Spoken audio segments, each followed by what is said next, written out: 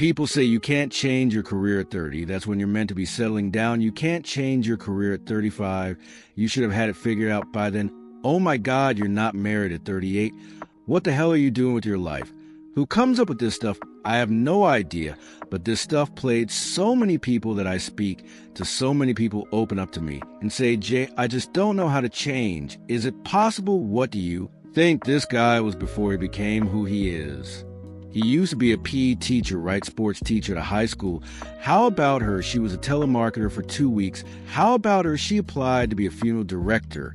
It's incredible what happens in society is that we're clouded by the noise of family expectations, the noise of our parents, the noise of our brothers and sisters' expectations. I grew up in a family where you could either be a doctor, a lawyer, or a failure, right? Those were my three options. Anything else would just count me as a failure. I would have felt so. Basically, I failed, right? I'm standing up here in front of you all as a failure. I lived as a monk for 3 years. I committed career suicide. I turned down 2 amazing corporate job offers when I graduated from business school. I shaved my hair, I wore robes, and lived out a gym locker for 3 years. And I did that because I thought I was going to do something meaningful, help impact the world. And it was one of the best experiences of my life. But more than becoming a monk, what that trained me to do was drop out with the rules. People told me if you come back in 3 years, you'll never get a job. They told me if you become a monk, people don't think you're weird forever. No girls ever gonna talk to you. People told me they were like, well, when you come back to real life, like, will you even be able to talk English? Like, people are just really weirded out. I'm just like, okay, I think monks speak English. And there was so much different noise that I was hearing when I made that decision. And the funny thing is, from having not been a monk for 4 years now, I'm in one of the most incredible periods of my life that I could ever have asked for. And so much of that is based on the fact that I decided to do something different. So many of the times our expectations are driving us in a certain scenario.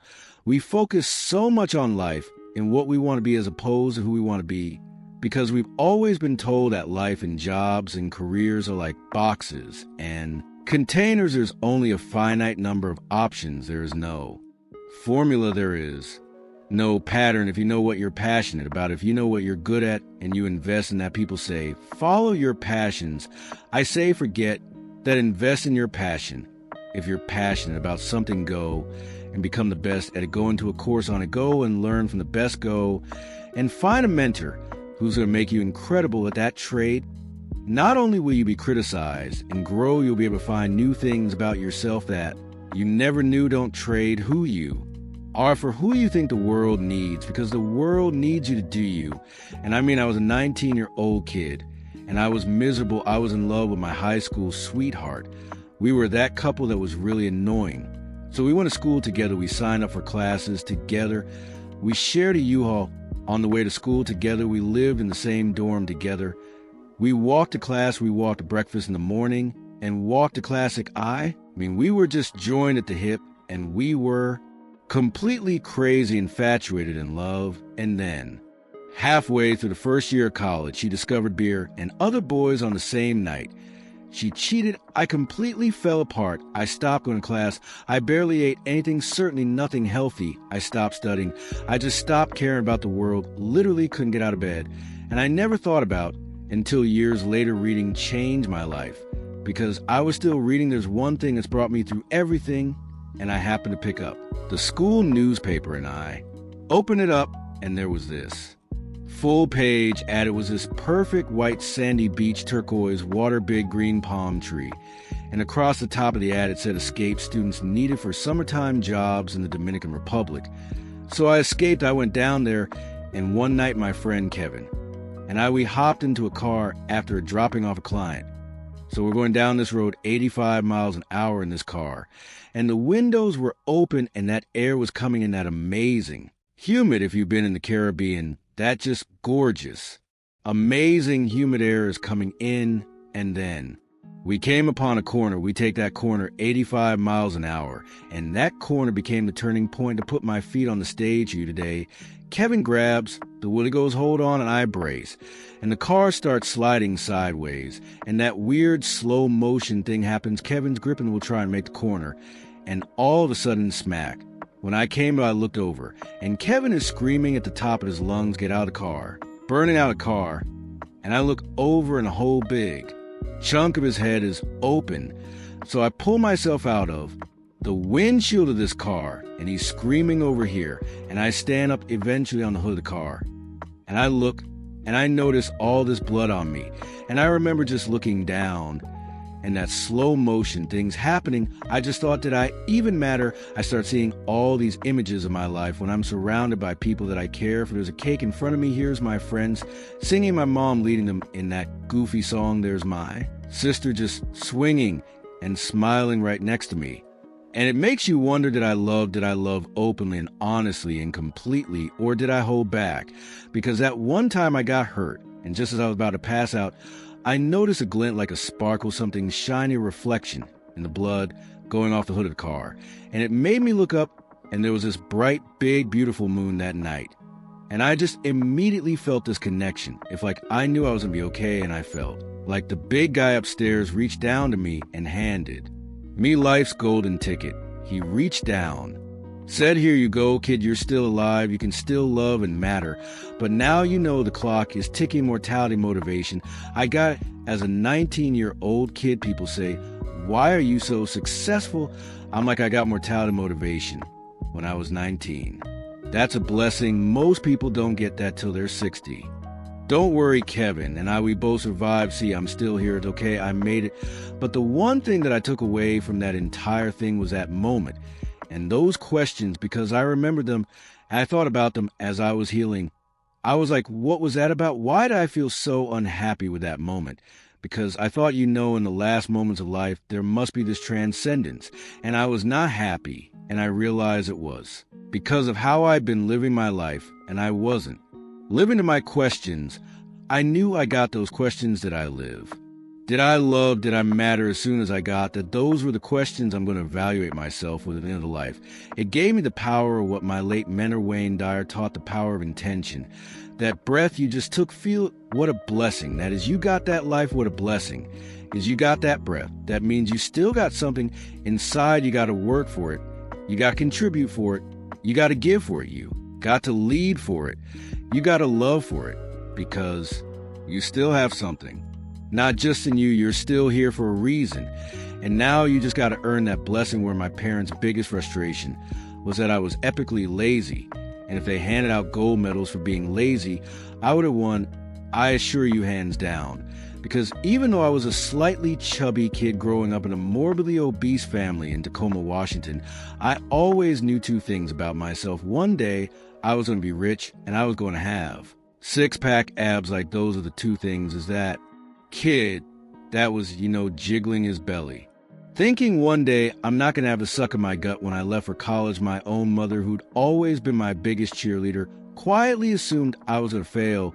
But these two guys that were successful entrepreneurs and bodybuilders happened to walk into a class when I was a teacher, and they were just starting a technology startup, and they said, "Hey, we need a copywriter. Why don't you come be a copywriter?" And so I was just young enough and just dumb enough, and I went all, and they literally put me in a room with all the computer servers. But starting from there, I knew I could wow people because I was willing to grind it out, and we all have a superpower. And my superpower may be the willingness and ability to endure suffering. I had suffered a lot.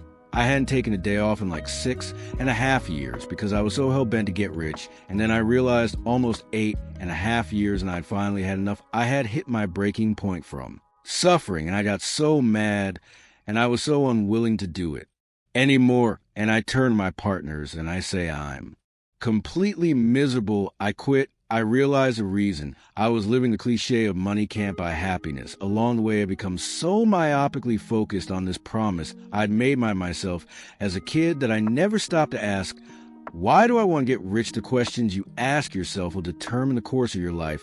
I had been asking myself what I need to do to get rich, and it left me really unhappy. So I changed the question and I started asking what would I do in love every day, even if I were failing.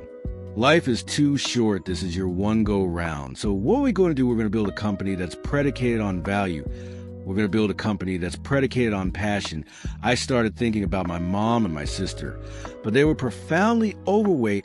I started thinking about my uncle who ate himself to death when I was 12 years old, and how much that scared me, and it made me sad. And it made me sad to see that there were millions, if not more than 1 billion people that were in the same kind of abusive relationship with food that my mom and my sister were. So I said, I don't know if it's a big business, but I know it's a big problem, and that's the problem that we're going to solve. And so we decided to build a totally new kind of company. We started Quest Nutrition in 2010. Just as we were coming out of the Great Recession, I was wearing a hairnet and a lab coat every day, and my employees were former gang members, ex-drug dealers, felons. We were in Compton, and we literally told everybody in the neighborhood, I don't care if you've been convicted of crime. I just want to know if you're willing to bust your ass to change your life. And if you are, you're going to get an interview, and I'm not going to ask for your resume. I don't care about your resume. Your resume tells me where you've been. It doesn't tell me the price you're willing to pay to become somebody new. Every belief that you have is a choice. I choose to believe that human potential is nearly limitless. And this was the belief that changed my life, because once I realized, so it's not about who you are today, it's about who you want to become and the price you're willing to pay to get there. And I promise you, the day that you're willing to pay any price, you'll achieve what you want to achieve. If you truly believe that human potential is limitless, what do you want to become? And what price are you willing to pay to get there? Music gives you better sex, increases your good cholesterol, gives you more friends, gives you more meaning, engagement life, satisfaction, and happiness. If you have a purpose-driven life, it adds years to your life. You live longer. Let me share 2 stories with you. Story number 1, we're interviewing one of those school teachers. She says, the first year I taught was heaven. The second year I taught was hell. I had 5 boys that second year, and they were incorrigible, and there was one kid in particular. He was impossible. One day this kid's in the doorway of the classroom, and he's kicking and moving his arms, making noises, and I lost it. She said, I'm ashamed to say these words, but I walked toward that kid with the intention of kicking him. Thank heavens he got up and ran away. I kept walking. I went to principal's office. I said, it's him or me, and the principal took the kid out. She said, I felt terrible. So I went to 2 of my colleagues and poured my heart out, and they said to me, you're not the key to every door. And as she said those words, she burst into tears in the interview, and we waited a long time, and then she looked up and said, I hated that those words, you can't be the key to every door, she said. So I decided to become a key to every door instead of pushing disruptive kids away. I began to seek them out. I began to bring them into my world. I read every book I could find. I kept notes. I ran experiments. I kept notes on the experiments. And then she kind of pulled herself up and said, today, I am the key to every door. When there's a disruptive, troubled kid in school, they say give her to Miss So-and-so. She seems to know what to do with them. That's a profoundly important story. It's a story of transformative learning. When I have a higher purpose, I find the energy and the courage to go outside my comfort zone. Now, the second story is a lot closer to home. I once had a daughter. She was single. She was living in Washington, D.C. She had reached that point in life where she said, there's not a good man left on the earth. And then she found one. She got really excited. Relationship grew. Then one day our phone rang. She's talking to her mother. And I know what's going on. This guy just dumped her. This daughter is the firstborn child. Many firstborn children share a common characteristic. If they're miserable, they want you to be miserable too, okay? And she said, I'm coming home this weekend. No, your mother hangs up and says, you're the father, you go to the airport and pick her up. Oh, so the next day I go pick her up, she gets in the car, and she doesn't say, hello, how are you? She says that no good, dirty, no. 5 minutes later, she takes a breath. And I said, are you problem solving a purpose? Find her, we're finally pulling in the driveway. She takes another breath. I say it again. She says, what are you talking about? And she said, this is a real world. I said, well, I think it applies to the real world. Then we're in the house. I pull out a sheet of paper out of my file, and it says Robert Quinn life stage. She looks at it, and then she grows quite quiet, and she looks up and says, when you feel bad, you read this. I said, no, when I feel bad, I rewrite it. It's been rewritten hundreds of times. She said, yeah, I can hardly understand some of this stuff. I said, yeah, it's written to a customized audience, one person, and the first miracle happened. She said, do you think I could write one of these? I said, I'm sure you can shoot one in the bedroom for a day and a half. She worked on her life statement. The miracle was I did not have to suffer during that day she got on the plane. She flew home to say a couple days past, I get an email.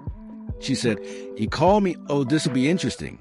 And she said, so I wrote him this letter, and I'm reading this letter that. She's attached this incredibly vulnerable, open, honest. And then at the bottom it says, and my roommate said, I can't give this death. Now that's an interesting thing. Why can't we give this letter to this guy? You don't tell some guy that dumped you that you know here's how you feel. And then she said, what my roommates don't understand is that what he thinks doesn't matter. Whoa, wait a minute. A few days ago, what he thought caused her life to shatter. Now she's saying what he thinks doesn't matter. She's saying this is who I really am. Didn't know this a while ago. Now I know it doesn't matter what other people think. You see, when you clarify your purpose, you take back your external locus of control, where you worry about what other people think. And you take an eternal locus. You don't become insensitive. You don't become rebellious. You become sin. You become powerful. Now, here's the interesting thing. In the next few months, she began to be promoted. Her career turned. Why? This was a dating breakup. Why is her career taking off? Because when you find purpose and meaning in what you're doing in one area of your life, it grows in every area of life. Because you are one person. That company had a woman coming in with the same dresses on body, looked the same.